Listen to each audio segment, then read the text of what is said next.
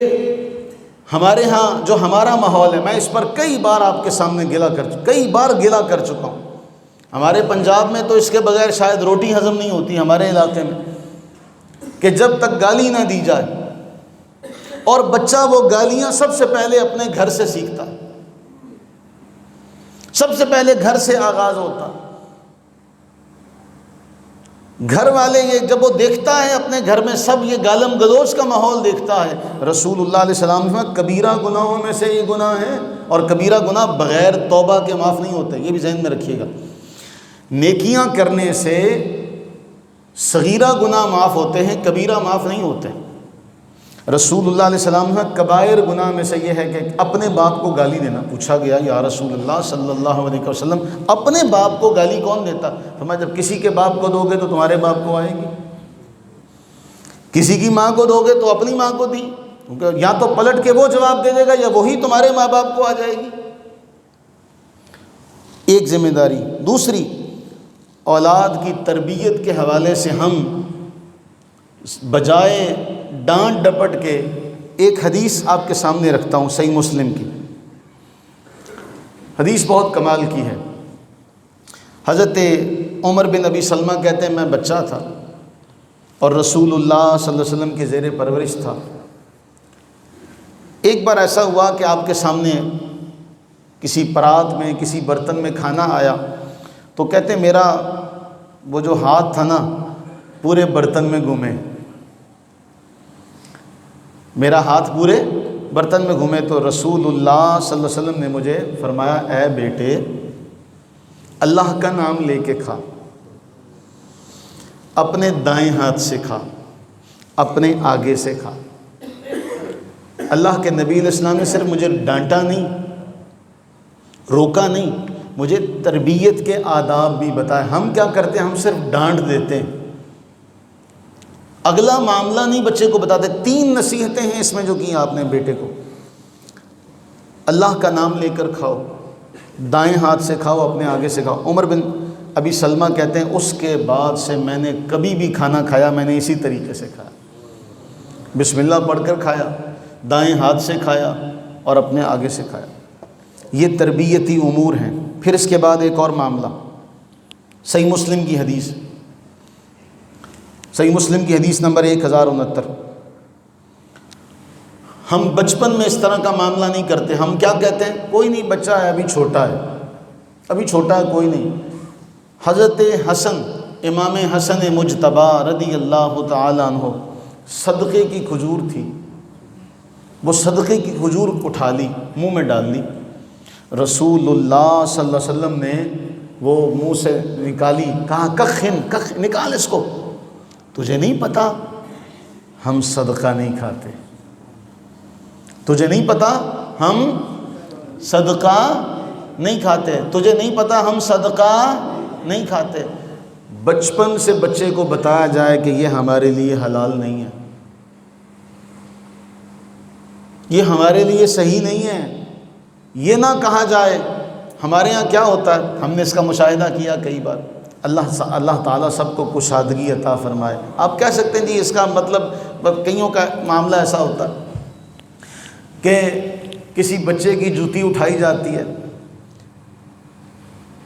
تو ماں اسے کہتی ہے تو کسی دی چوک کے لے کے آ. اس کو لگتا ہے گویا یہ صحیح ہے،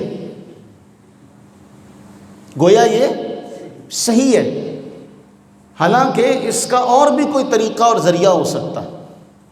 ہم جب بچے تھے تو ہمیں گھر سے ایک سبق ملا، اگر کہیں لڑکے آئے نا تو تمہیں ایسی مار پڑے گی کہ تم یاد کرو گے.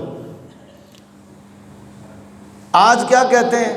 جے تو کوٹ کے نہ آیا تینوں ہور کٹاں گے، جے تو کوٹ کھا کے آ گیا تینوں ہور کٹاں گے. بجائے اس کے وہ پہلے دور میں ماں باپ یہ کہا کرتے تھے نہیں بیٹے کسی سے لڑ کے نہیں آنا، کسی سے جھگڑ کے مت آنا. رسول اللہ علیہ السلام نے بچپن میں سکھایا. تجھے نہیں پتا ہم صدقہ نہیں کھاتے. تعلیم اور تربیت کا اہتمام بچپن سے کیا. آخری بات کہہ کے بات مکمل کرتا ہوں. حضرت انس کہتے ہیں اللہ کے نبی حضرت انس اپنا واقعہ بیان کرتے ہیں. حضرت انس گزرے نا بچوں کے پاس سے، تو بچوں کو آپ نے سلام کیا. آپ نے بچوں کو سلام کیا اور آپ نے پتہ کیا فرمایا؟ فرمایا رسول اللہ صلی اللہ علیہ وسلم بھی ایسا ہی کیا کرتے تھے. تو ہم اگر یہ تربیت نہیں کریں گے اپنے بچوں کی، ان سے سلام لیں، انہیں طریقہ بتائیں، انہیں کھانے کے آداب بتائیں، انہیں بیٹھنے کے آداب بتائیں. میں اپنی بات کروں، میں پہلی بار جب حفظ مکمل کیا 1998 میں آیا تھا. میرے والد گرامی اللہ تعالیٰ انہیں سلامت رکھے، صحت و عافیت کے ساتھ، انہوں نے مجھے ایک بات بتائی، کیونکہ ہمارے کراچی میں چارپائیاں نہیں ہوتی، وہاں قالین وغیرہ صوفے کا اہتمام ہوتا ہے. ایک بات بتائی، بیٹے پنجاب میں چارپائی پر سرہانے کی طرف بڑے بیٹھتے ہیں، پائنتی کی طرف چھوٹے بیٹھتے ہیں. وہ سبق ہم نے یاد رکھا کہ نہیں، ادب ہے کہ سرہانے بڑا بیٹھے گا. آج وہ دور نہیں رہا کہ آج یہ باتیں بچوں کو بتائی جا سکیں. دوستی کریں اپنے بچوں کے ساتھ.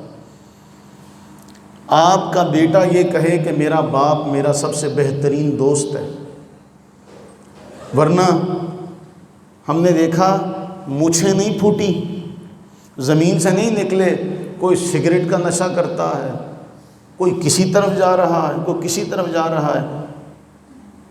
یہ طریقہ درست نہیں ہے. کم از کم اپنی اولاد کے ساتھ اتنا رابطہ رکھیں، اتنا ربط رکھیں کہ وہ ہر بات آپ کے ساتھ کر سکے. اور یہ رابطہ رہے گا تو آپ اس کو بعد میں وہ مسائل بھی بتا سکیں گے جو بلوغت کے بعد پیش آنے ہوتے ہیں. میں اشارہ کر رہا ہوں، آپ سمجھ جائیں گے. ہمارے ہاں المیہ یہ ہے کہ جو بلوغت کے بعد کے جو مسائل ہیں، کبھی بھی ان کے بارے میں کوئی باپ اپنے بیٹے کو نہیں بتاتا، نہ کوئی ماں اپنی بیٹی کو بتاتی ہے. وہ سہیلیوں سے، دوستوں سے سنتا، اور دوست ہو سکتا ہے اس کو صحیح ملے، مقدر ہے، ہو سکتا ہے صحیح نہ ملیں. یہ ضرورت ہے. اور اس میں جدید دور یہ میڈیا کا دور ہے، یہ فتنہ ہے، سب سے بڑا فتنہ. اور اس کے اوپر کیا ہو رہا ہے؟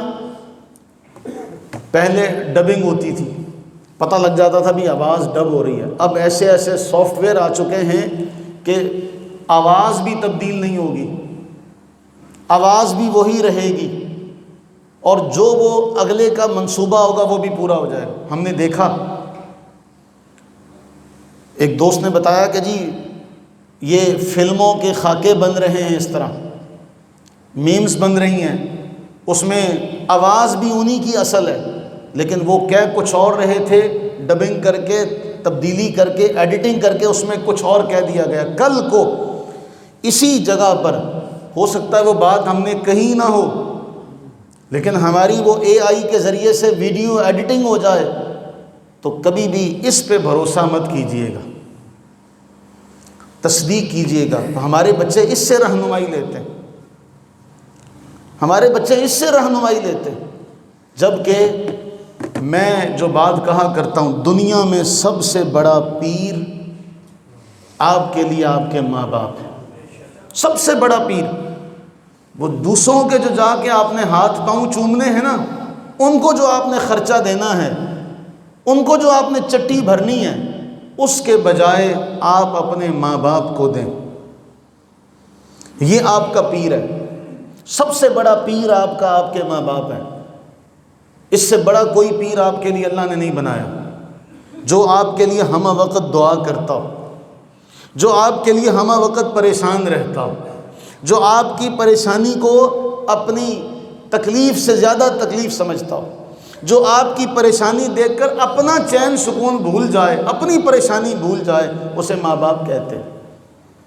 اور دنیا میں آپ کی تکلیف کو آپ کے ماں باپ سے زیادہ کوئی محسوس نہیں کر سکتا. آپ کی آواز 100 آپ اس کے اوپر پردے ڈال لیں، جب آپ ان کے سامنے جائیں گے تو وہ آپ کی آواز کو سنتے ہی جان لیں گے بیٹے خیر ہے. اللہ تعالیٰ اگر کسی کے ماں باپ ایسے، ہوتا ہے معاملے معاشرے میں کئی ہوتے ہیں ایسے، اللہ تعالیٰ ہمیں صحیح ماں باپ بننا نصیب کرے.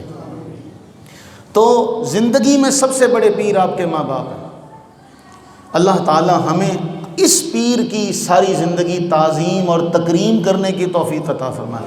یہ وہ پیر ہیں جن کے سامنے اف کہنے کو بھی اللہ نے حرام کیا، یہ وہ پیر ہیں جن کا ادب اللہ نے سکھایا۔ دنیا میں تو پیروں کا طریقہ نا، وہ کہیں گے اوے بات نہ کرنا، گستاخی ہو جائے گی۔ وہ تو وہاں ہو سکتا ہے ان کے چیلے چانٹے ہوں بتانے والے، رب کا کلام، رب کا فرمان ہے، ان کے سامنے اف بھی نہ کہنا۔ بازو بچھاؤ، اپنے بازو بچھاؤ رحمت بھرے۔ تو بھائی اگر آپ چاہتے ہی ہیں کسی کا مرید ہونا تو سب سے بڑے تو آپ کے گھر میں آپ کے ماں باپ بیٹھے ہیں، وہ چلے جائیں تو پھر باپ کے رشتہ دار ہیں، ماں کے رشتہ دار ہیں۔ اللہ کے نبی علیہ السلام اماں خدیجہ رضی اللہ تعالی عنہا کی سہیلیوں کو بھی تحفے تحائف بھیجا کرتے تھے۔ اللہ تعالی ہم سب پر اپنی رحمتیں برکتیں نازل فرمائے۔ اللہ ہمیں ہماری اولاد کی صحیح تربیت کرنے کی توفیق عطا فرمائے۔ اللہ تعالی ہماری اولاد کو نیک اور صالح بنائے، دنیا کے فتنوں سے محفوظ فرمائے۔ آمین ثم آمین۔